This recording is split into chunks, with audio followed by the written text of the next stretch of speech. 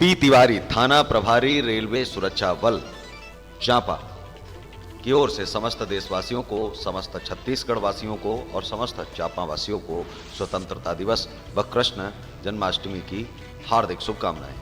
आजादी के आंदोलन में अपना सर्वस्व अर्पित करने वाले स्वाधीनता सेनानियों को नमन। साथ ही देश की एकता, अखंडता और स्वाभिमान के लिए दिन रात एक करने वाले वीर जवानों का भी वंदन।